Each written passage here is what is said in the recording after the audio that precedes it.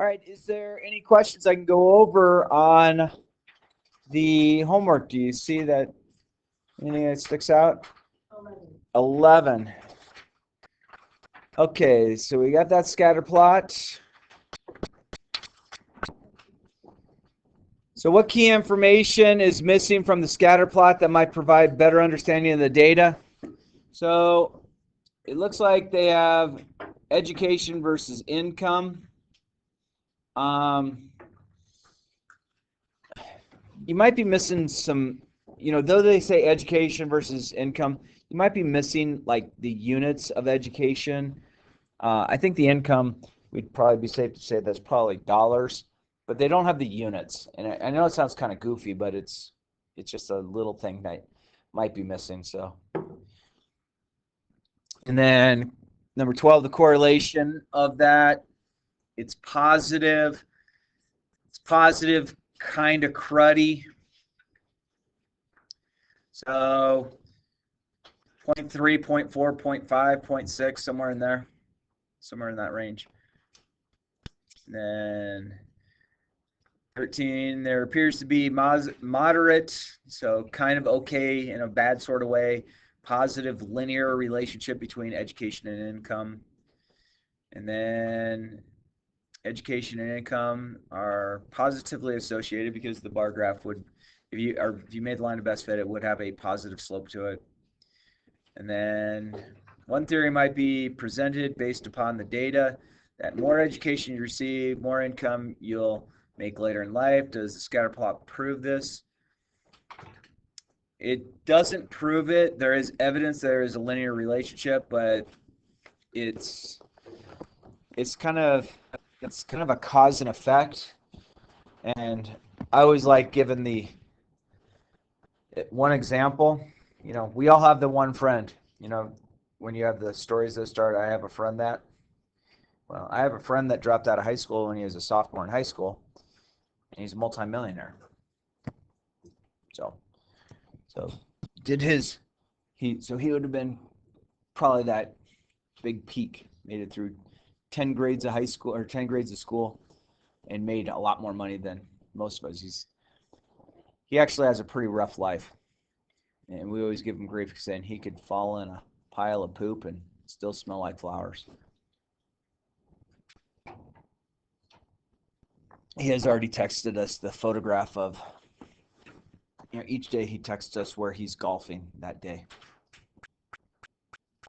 I kid you not. And I'm not talking like little things. I'm talking like Pebble Beach, things like that. I'm like, I don't know how he made his money. Well, I do know how he made his money, but he's doing quite well. So it's kind of fun.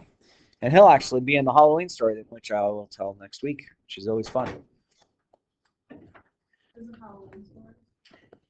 Friday before fall break. So there's the Eddie story, the Halloween story, and then spring break, right before spring break, the Orange story. They are my major stories of different events that took place in my life. The Eddie story is probably the most inspirational. The Halloween story is Stirrup, you were dumb as a kid. And the Orange story is Stirrup, you were just an absolute village idiot as a kid. But they're fun. They'll make you laugh. The Halloween story might scare you, but it's okay. I think you guys are old enough to deal with it. All right, friends, I am on page 35. Page 35. This is pretty quick, I believe, I hope. We're out of here at 9, right? Okay. We could do this. All right. So we're still focusing on the correlation R, okay? And again, we use R as our correlation because we're dealing with linear relationships. When you deal with things that are not linear relationships, you often look at the R squared, okay? Again, R is a one-dimensional relationship. R squared is a two-dimensional relationship. So it's a good indicator that there might be something out there. But the big thing, correlation, never by itself implies and I know this is written in there, causation. And friends, this might be one of the most important statements of the class. Even though my writing looks bad, it's nice bold type on page 35. Okay? So many people will look at a graph and say, well, this is obvious, this takes place, therefore it's the gospel truth. No, no, no. Don't be that person. Okay? So let's see. An example they gave. In 2003, a study by Harvard University called A Prospective Study of Fruit and Vegetable Intake and the Risk of Type 2 Diabetes in Women found a negative correlation, that is, higher consumption of fruits and vegetables is associated some way to lower the risk of type 2 diabetes. Okay, so this can be found online. So that's one example of, if you were just to look at the chart saying, oh, sweet, if I eat fruits and vegetables, my risk of type 2 diabetes, which is a national problem. If you've been to Disney World lately, girls, you've been there, what did you notice about your shapes versus the majority of the other people who were not in the Palms competition? Were they heavy set in wheelchairs and scooters? And you start realizing y'all are pretty healthy. Colorado is actually one of the most healthy states there is. My goodness, you just travel some of these other states, you're like, you gotta be kidding me. All you have to do is look up the stirrup lineage. I kid you not, I have cousins. I am the smallest stirrup by easily 150 pounds. And that goes for the females as well. Cousins, aunts, uncles, nieces, nephews. I am the smallest stirrup. I was told as a kid, though I was a little huskier as a kid, I was told I was adopted. And it's like, no, I'm not adopted. I go outside and play. I'm active. I like getting, hot and sweaty, and that sounds kind of strange, but I like running around outside. I like doing stuff. I like riding my bike. I like exercise. I've always enjoyed that. Now, don't get me wrong. I do enjoy eating. And the one way, so when I graduated from high school, I was 225 pounds. Okay, I'm 175 now, so I'm 50 pounds lighter than I was in high school. This is how I took that weight off, because I was always pretty active, but I still had a huge diet. So I used to eat my meals on large plates that I would mound. Now I eat all my meals on a dessert plate. It's still mounded, but I eat everything on a dessert plate. Drives my wife crazy, especially when she puts out the nice china, because I don't eat on the big plate. I have a dessert plate. And she's like, but it's the nice china. Can't you just for one meal? No. So I always eat on, I'm a small plate eating person. I don't eat on the big plates. And honestly, that's what shaved off those 50 pounds, which I feel great. I love what I feel like. And the doctor's always like, hey, as a 51-year-old, you are very healthy. Thank you. All right, let's see. The natural flow follow-up question is, if people need to eat more fruits and vegetables, will the risk of type 2 diabetes go down? In other words, does increased fruits and vegetables directly cause the lower risk of type 2 diabetes? It might be a part of a solution, but it can't be the entire solution. And it says the problem, both variables could easily be associated with many other variables. Those other variables might or might not be the true cause of one, or the true causes it takes to get complicated of type 2 diabetes. It is plausible that people eat more fruits and vegetables, exercise more. Yes, that could take place. Is it plausible that people who eat more fruits and vegetables also consume more fiber? Yes, could fall into it. Is it plausible that people eat more fruits and vegetables also consume more vitamins? Okay, that's also true. That also could be true. Okay, so you have a lot of different events that could take place. If you have somebody who is eating more fruits and vegetables, they might have more energy. If you have more energy, you're more likely to participate in exercise. Why do you have more energy when you eat fruits or vegetables? Because you have fructose versus sucrose, two different types of sugars. You have a simple sugar versus a complex sugar. Complex sugars spike your blood sugar and then they drop real quickly, so you lose energy. And you might have found that in your own diets, where if you ate 2 candy bars and a rock star, you feel great for about half hour, and then you're like, I can go for a nap. Whereas if you have other things that maintain your blood sugar level, you're going to maintain your energy. It's one of the things I always tell kids when they go to the cadaver lab.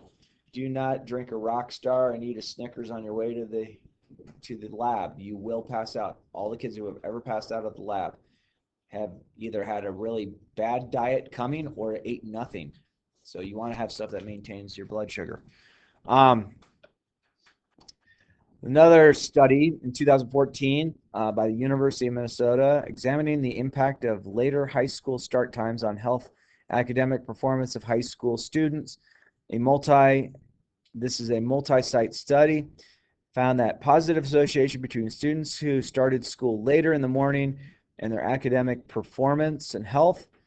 Obviously, years ago, we used to start at like 7:15. Now we start at 8:15. Have I seen a dramatic increase in how students do? Then you're doing about the same, as far as what I can see. So, is stirrup the good indicator? No. So, do I realize that learning and rest, if you're more rested, you're learning better? Yeah, that makes sense. Okay. But did us adjusting by an hour, did our ACT scores jump from, a 23 to a 28 average? No. Have they gone slightly higher? Yes. Why are some reasons that people are doing better and better on ACTs than they did in the past? Well, how many of you have had a tutor at least once in high school? Okay. There's more and more tutoring opportunities that are available. Okay. So that there's definitely something that could be in place. So correlation is great for grading theories, but it does not prove it. So I'm going to say that again. Correlation is great for creating a theory, but you cannot prove by just looking at a correlation. There are other tests that we will talk about later that will be better for us. Another example to talk about, between 1924 and 1932, a factory in Illinois known as the Hawthorne Works conducted a study to see if improving the work environment improves the productivity of employees. The company experimented with lighting, cleanliness of the factory, and relocating workstations, and made other changes while researchers observed measures of performance of the workers. The data demonstrated a positive association between those aspects of the environment and the worker productivity. Okay, it sounds great. This is a lot of times what happens. If you institute a prescription, so some sort of change, you will normally see this. This is what the graph looks like. It'll spike, and then it reverts back to the norm. Okay? You get a spike if you've changed something, because the people who have implemented that, they want to see the change. They are more motivating to see a change. You see a change, you get a spike, and then it goes back to basically the normal what it was. Okay? And those are a few things. And then it looks like they have a study at the bottom of 36 where you have cancer rates plotted, fat in the diet for the sample of countries. So you have countries that are listed and fat intake, and you're looking at the death rate. Okay, looks like countries who have a higher fat intake have a larger amount of people who die versus countries that have a lower fat intake. Okay, that's just kind of some fun stuff. Okay, so on page 37, so you see some scatter plots that are everywhere. You are not to make conclusions based on it. You can make some theories on what you're seeing. Writing about relationships between variables. So middle of 37. This talks about journalists write about research studies. They often attempt to explain the study results and must be careful not to assume causation. Ideally, that they also write about the relationship between variables, a way that suggests that the study did not establish a cause and effect relationship, and further study might be needed to determine the true relationship of variables. Okay, example 1. Let's assume that research study found strong negative relationship between consumption of vegetables and cholesterol. Okay, this is a poor thing to say. A research study found that consuming vegetables is a good way to lower cholesterol. A better way to present it would say a research study found that consuming vegetables might, and they use the word might, that's key, be a good way to lower cholesterol.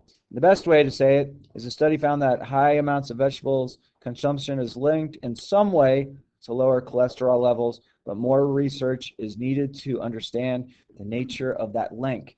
Okay, so you have poor, better, best on consuming vegetables. There was a study that was done, and this is one thing that I want us to start thinking about too. There was a study done back in the late 90s. Okay, and I'll tell you what the study was first, and then I'll tell you who conducted the study. It said